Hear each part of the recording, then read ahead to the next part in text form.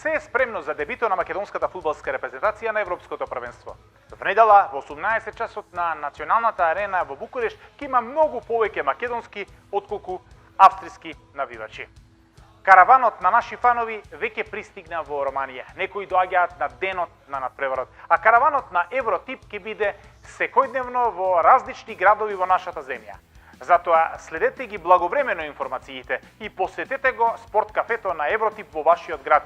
Ке можете да пронајдете низа изненадувања, заеднички да ги следите надпреварите од трибините на Евротип и да добиете вредни награди. Сето тоа како дополнителна забава додека ја бодрите македонската фудбалска репрезентација.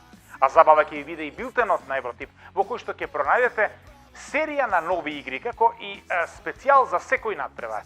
Се она што може да ви падне на памет додека траат 90 минути, например, на мечот помеѓу Украина и Холандија од нашата група, ќе го пронајдете во специјалниот билтен на Евротип посветен на Европското првенство.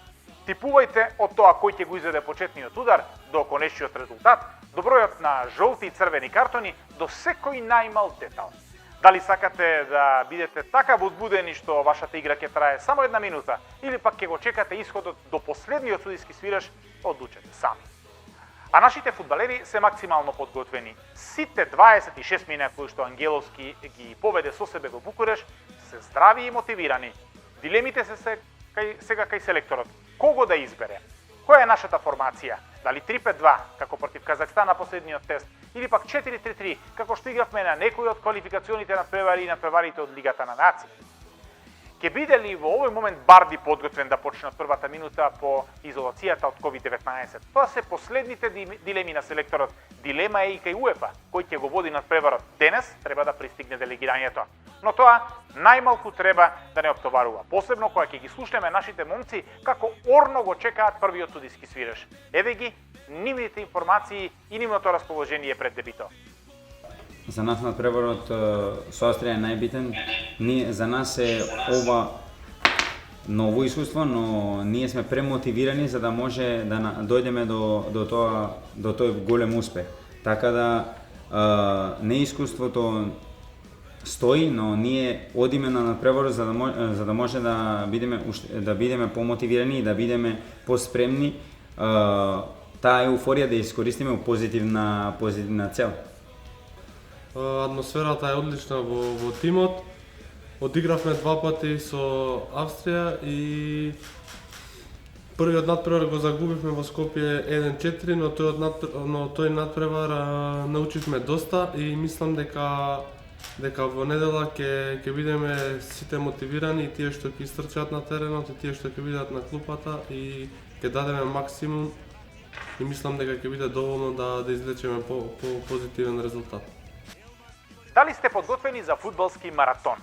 3 надпревари дневно во поголемиот дел од првите 2 недели на Европското фудбалско првенство. Во термините од 15, 18 и 21 часот уживајте во надпреварите кои што ќе го обиколат континентот.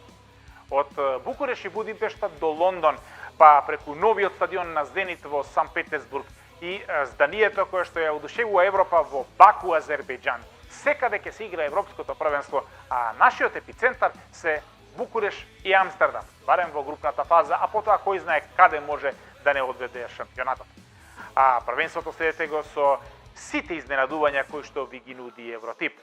Можете слободно да ги изберете трибините на спорт кафето на Евротип во секој од македонските градови, каде што следи наградна игра, следат плејада на изненадувања кои што треба да ви го направат надпреварот поинтересен.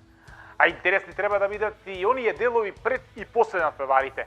Тогаш кога треба да дознаете кои се стартните состави, кој игра, а кој не достига, кој суди, чии навивачи се побројни на трибините. Сите овие информации ќе ви бидат достапни во облужувалниците на Евротип, на Евротип блогот, во официјалниот билтен или пак во билтенот посветен специјално на Европското првенство.